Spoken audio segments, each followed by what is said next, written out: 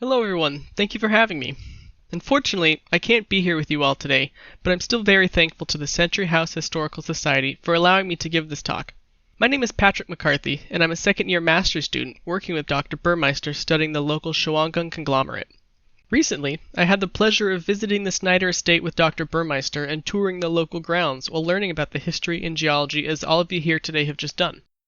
While we were visiting, I also had the opportunity to take to the air and pilot our drone to capture some truly unique imagery that I want to share with you all, while also taking a few minutes to discuss how this imagery can be integrated with great effect into public outreach and educational material to encourage participation and engagement for you and the visitors to the Snyder estate.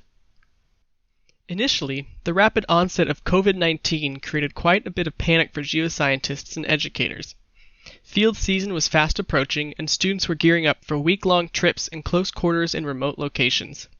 In order to ensure that we could deliver the same educational experience safely, we were forced to adapt and to begin to develop ways to implement educational material in a safe and effective manner, such as through virtual field trips, online mapping exercises, and peer-reviewed learning modules.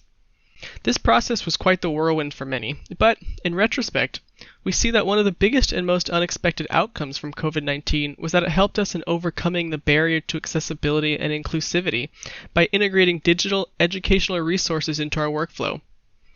We are now able to reach those across the globe to share the story we want to tell, and, fortunately for us here, the technologies and methodologies that we landed on are easily adaptable for the Century House Historical Society and can help to increase the scope of how we tell the story and create engagement, as well as to preserve the history in new and novel ways. There are three main tools that I want to talk to you about and explore today. Each of these invites new possibilities and can be integrated in various ways, either as standalone tools or, as we'll see, combined together to create incredibly powerful virtual field trips. First, I want to walk you through the simplest image we were able to capture in the field, the aerial photograph. You'll see that with these photographs, we can create high-resolution digital annotated maps and web overlays. Then, we'll take a look at what happens when these aerial photos are combined to create a 3D model that users can interact with directly to start to move around the property virtually in guided asynchronous tours.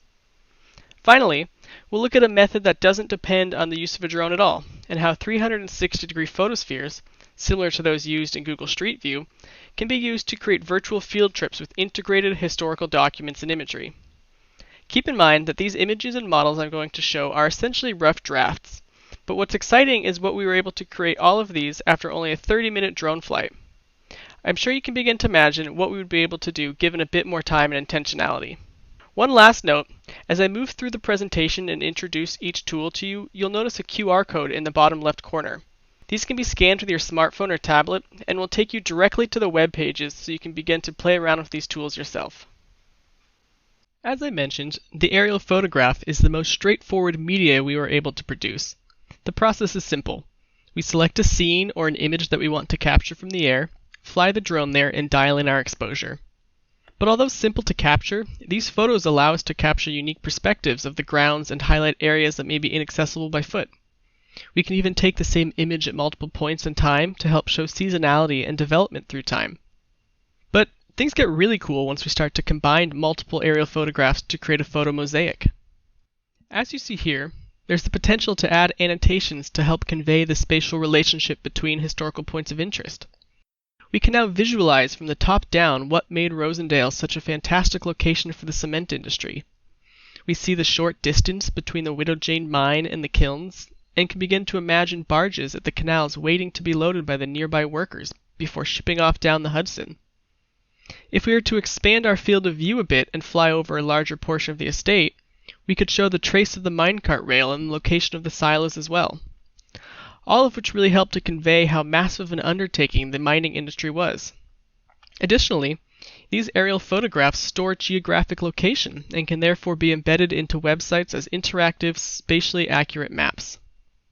Now let's take a look at what happens once we start to combine our many aerial photographs into a cohesive 3D model.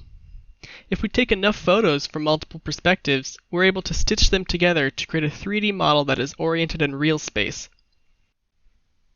Here, we have a 3D model of the Search Dog Training Grounds, courtesy of Corey McCarthy at Redmond Media Lab. This model is directly embedded into their website, and users can select different annotated points of interest to rotate, pan, zoom, and move around the landscape virtually. We can add key facts and names to different locations and create a virtual tour that can be accessed by visiting the site from anywhere. With this, it's possible to access and tour the site remotely, which invites engagement to those who may be unable to access the grounds themselves. It also makes the facility accessible in the off-season. For instance, even though the Snyder Estate grounds may close during the winter until the snow thaws, visitors are still able to check out the property and tour the area as if they were there in the summer. From our short flight, we were able to put together a full 3D model of the estate. The model is hosted in Sketchfab and can be visited by scanning the QR code included on this slide. It can also be easily embedded into the Century House website. What we have here was captured purely with drone imagery, but we can also increase the image quality by taking photos of objects from the ground with our smartphones and creating high-resolution textures. What's also exciting about these 3D models is that they stand as a good base format from which we can expand upon later. As the technology improves, the possibilities and potential impact of these tools improves as well. This model is also a simple OBJ file, which can be exported to 3D printers and printed out in miniature. The previous two tools that I've demoed were both made possible with drone imagery, but it's also possible to create powerful and engaging virtual field trips with simple smartphone technology. Here, we have a beautiful scene from the Jasper Ridge Biological Preserve that was created by our colleague Ryan Petterson, the Director of Field Education at Stanford School of Earth, Energy, and Environmental Sciences. This is a collection of 360-degree photospheres that have been captured at key points of interest. This is the same technology that is used to create the first-person perspective of Google Street View, and these photospheres can be freely created from your smartphone. And, much like Google Street View, users can click between different photos and interact with the environment in 3 dimensions. In the top left corner, the user can see their location in the trip, where the red cone points to the current field of view, and the red and green dots are used to highlight additional photosphere locations you can visit. On top of that, we can add customizable base maps, which can be toggled between by pressing the 3 buttons on top of the map. We're also able to add image overlays to highlight areas of interest, just like this previous extent of the reservoir shown here. Here, we have another scene from the same virtual field trip as before.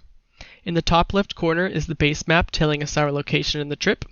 In the top center, we can see our compass bearing as we rotate through space, and along the bottom is a film reel that captures all of the potential stops along the trip. You'll also notice in this movie how we can pan around the photosphere in all directions.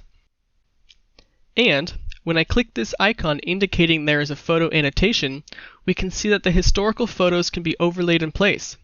I can also click to a new stop in the field trip to gain a new perspective in the area.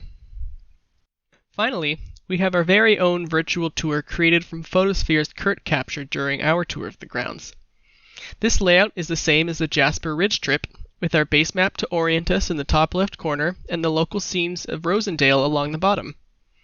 As before, we can pan around and view the inside and outside of the mines virtually, but we can also begin to integrate some of the historical documents you have available in the archives.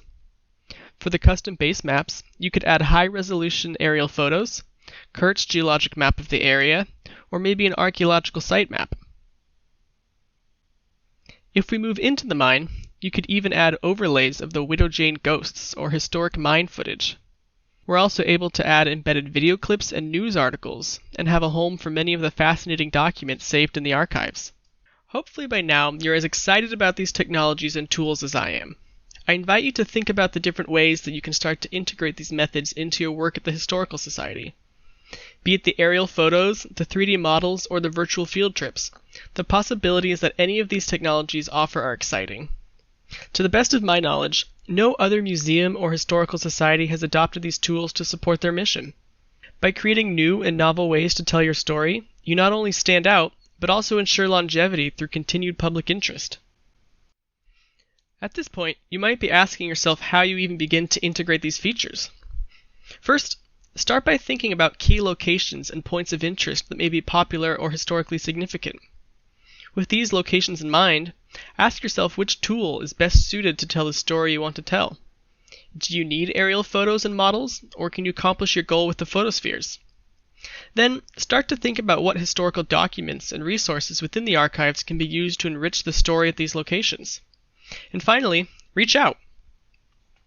I'll be working on my research in the area for at least another year, and I can say with confidence that Kurt and our colleagues need no excuse to get out to the area as well. We're more than happy to help. I want to thank again the Century House officers and Board of Trustees one more time for inviting me to give this talk to you all today. And also a huge thank you to Redmond Media Lab for facilitating some of the 3D models and drone training. I thoroughly enjoyed my time in Rosendale, and I consider myself fortunate to be able to share in this history.